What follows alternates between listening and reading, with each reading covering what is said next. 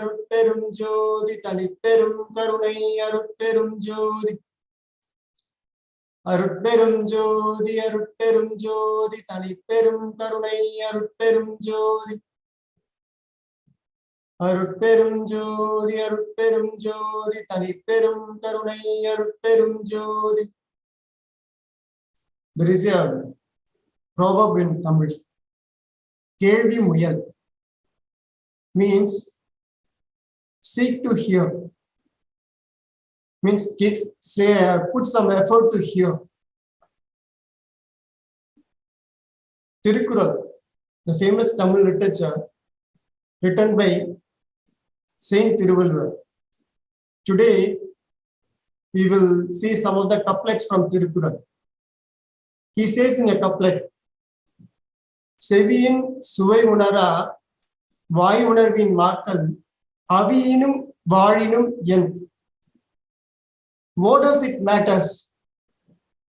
Those men and women live or die, who only judges the taste of the mouth and not the taste of the ears. Thiruvalluvar is saying that who only always seeking to have the taste of the mouth and not at all have concern to taste the ears, to enjoy the taste of the ears. Those people, he call it as makal. Makal in Tamil, it means animals. He says, I don't care whether they live or die. So, there is a taste in hearing. Our Swami in Thirurupa, he says, Manam kulira kelvi virundarindi. Meaning, my mind gets cool by having the feast of hearing. By having the feast of hearing, lets my mind gets cool. So my Swami also telling about the taste of hearing. If you take our senses, we have eyes, we have mouth, nose, ear. These are the senses. But if you see, eyes has those. Suppose if I want to see, I can see. If I don't want, I can just shut my eyes. Same way, if I want to speak, I can speak. If I don't want, I can shut my mouth. But you can see, nose and ears are always open. Why? Because if we need to live, then we have to breathe always. We have to breathe always to live in this world. Likewise,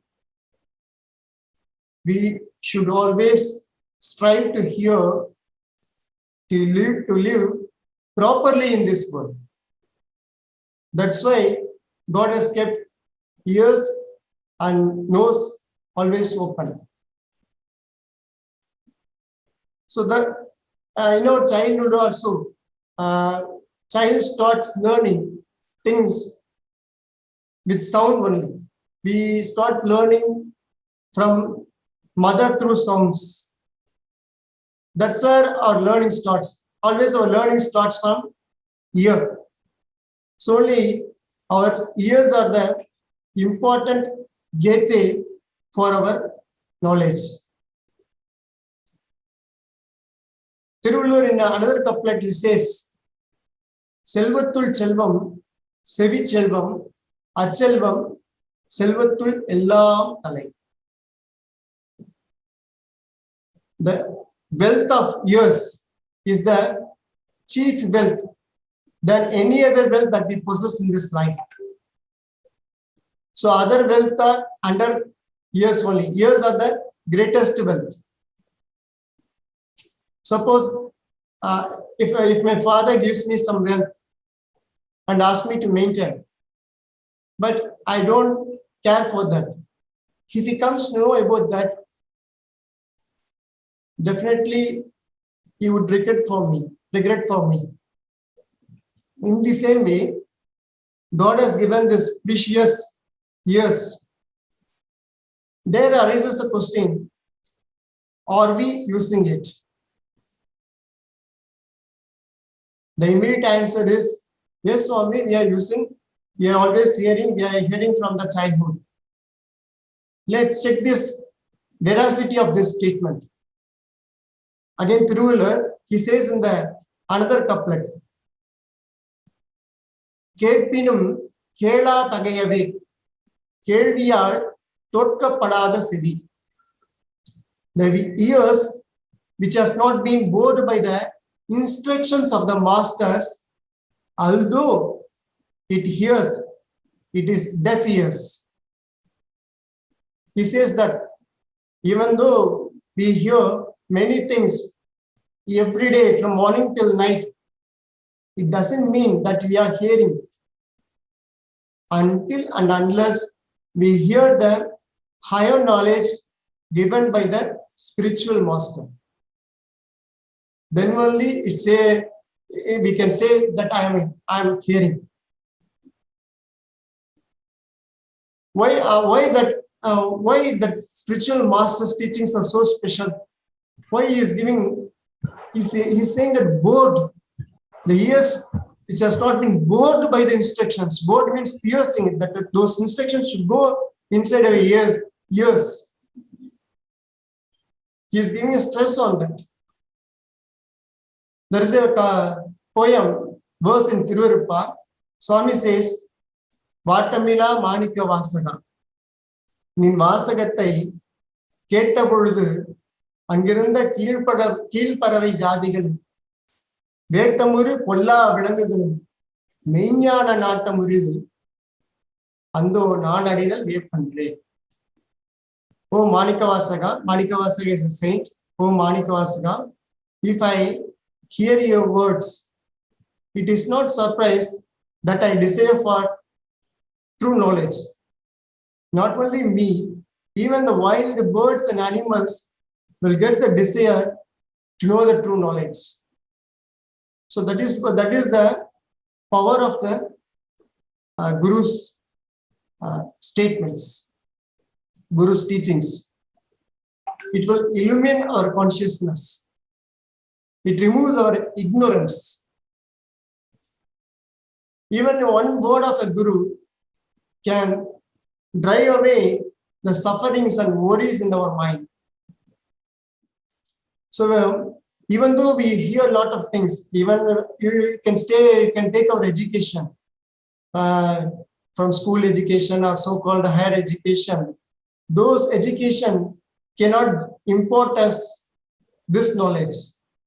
Only the words of Guru can impart this spiritual knowledge, which removes our inner darkness, which illumines our consciousness, which changes our nature also. We will become a new human. Once there was a guitarist. He's a good guitarist. He's an expert. In a way, if he plays guitar, even wild animal will get into trance. One day he went to a circus. There he saw many lions.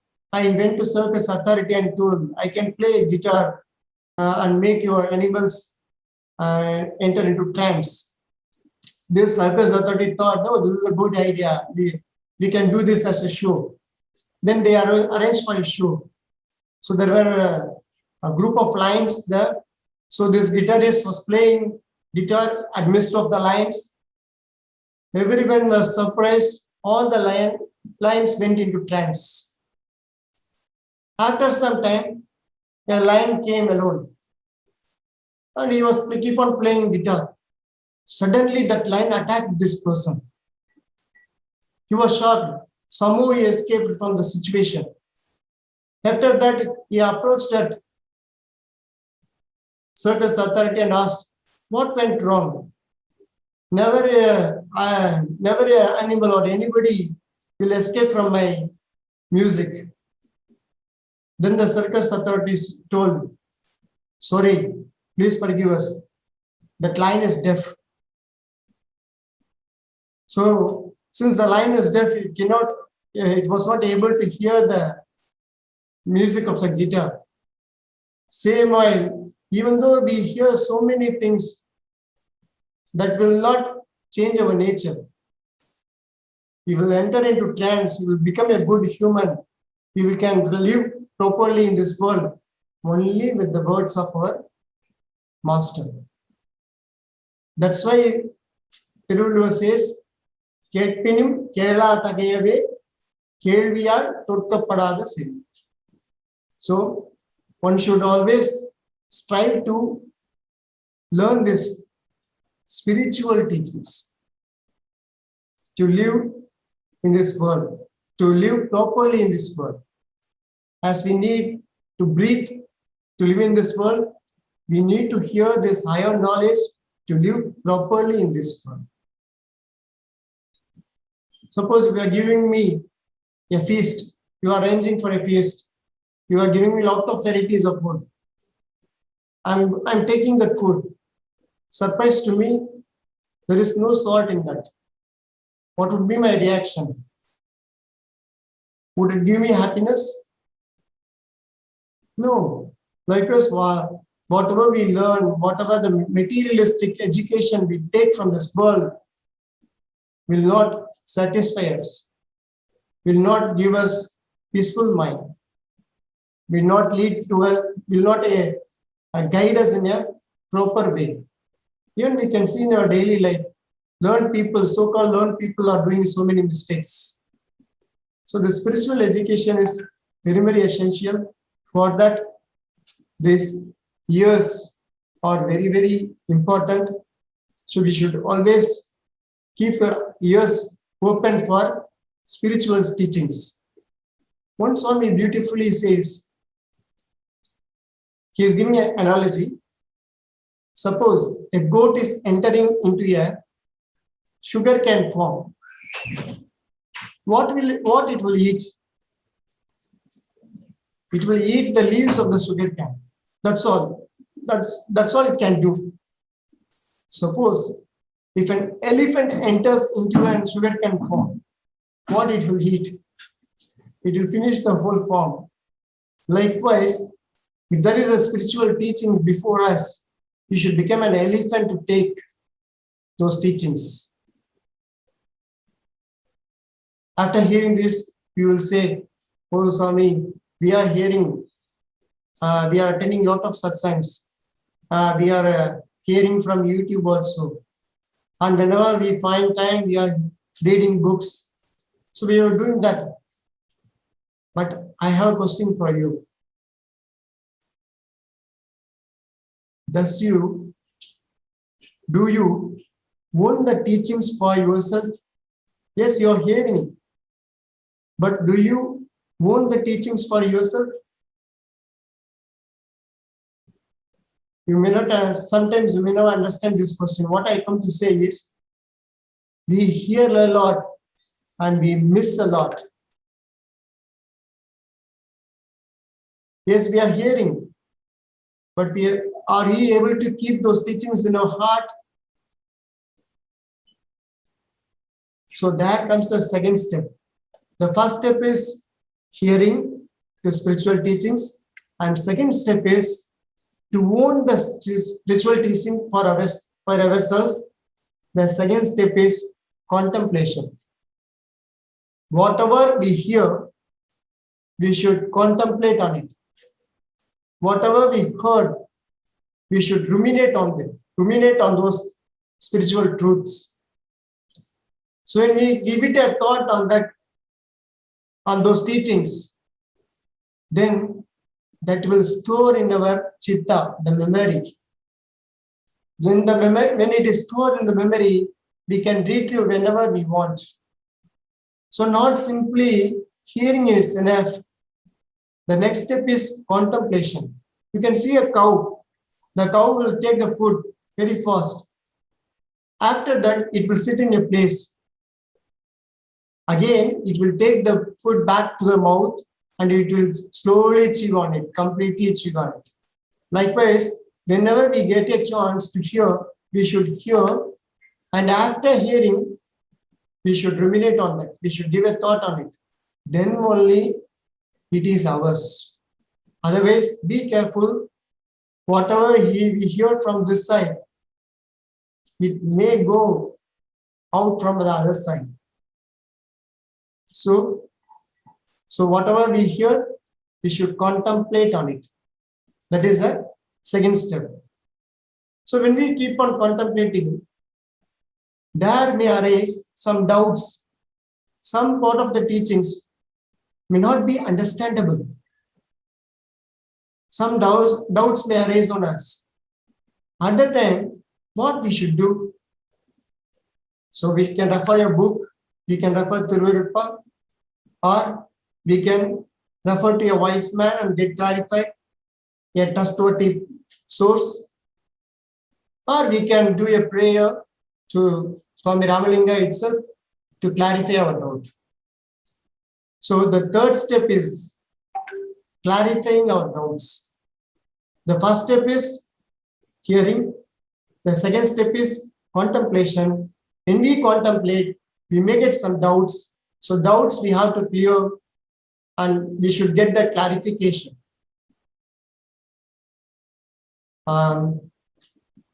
After leaving my home, I came to Sangam. After coming here, I learned slowly about the path of Sanmargam from my guru. So morning we should take Karisalai. We should do brushing with Karisalai, and my teacher told after that you have to take Karisalai tea. Then morning we should not take any food. We should take only this type of food in the afternoon. After that evening, you should do this, and you have to take care of the body like this. There is a lot of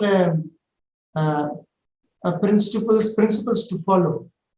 So I was doing that, but I came in a thought that I will contemplate on God fully. But when I came here, it is like for me always taking care of my body. Morning, did I get up at the right time? Did I take care of my body? Did I brush my teeth with Karisalai?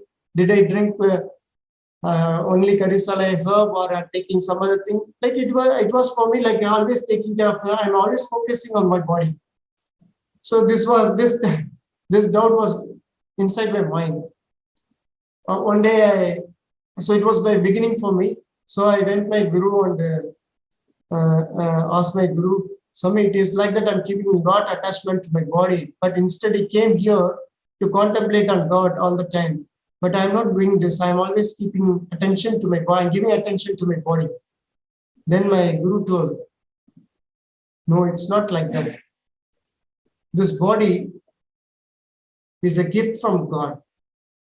So you are taking care of this body as a trustee. I'm saying you to take care of the body. I'm not saying you to keep attachment for this body. He also added that you are serving other beings. So whoever comes to a Sangam or Dharmasala, are you serving them? Yes, I'm saying that. Likewise, be a third person and take care of this body. He said that, and I heard that, and I immediately I was not able to understand the depth of the teaching. So after that, I kept on thinking over that, and slowly I think I realized something on that. So this is how when we contemplate on teachings, like the famous teaching is Pasithiru, Tanithiru, Vidithiru of Swami Valladar. Pasithiru, hunger after truth, be hunger after truth. Tanithiru, even you are in any type of company, you follow your disciplines. Tanithiru, Vidithiru, be vigilant over the activities of the senses. So this is the Pasithiru, Tanithiru, Vidithiru. Pasithiru, be hunger after truth. Vidithiru, even whatever the company you have, you follow your own disciplines and vigilant, be vigilant about the activities of your senses. So this is a famous teaching. We would all came across this teaching many times, but are we own those teachings in our heart? That's the question.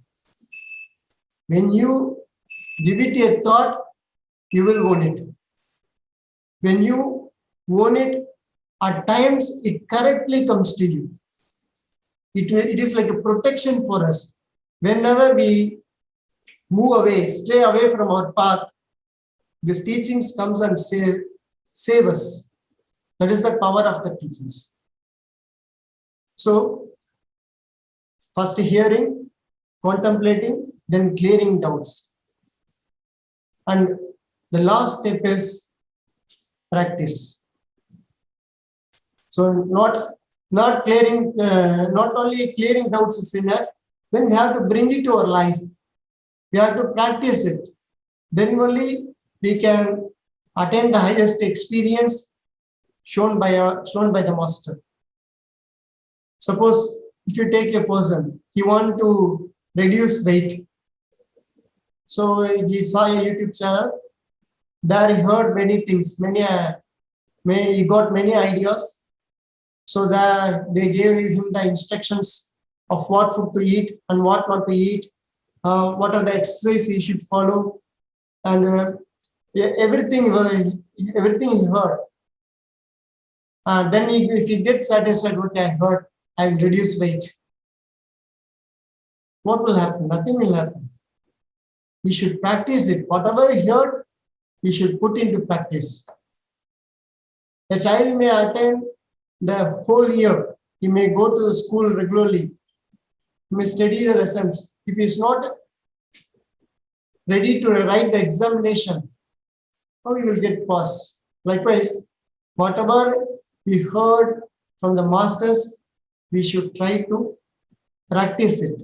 Then only we can get the desired result.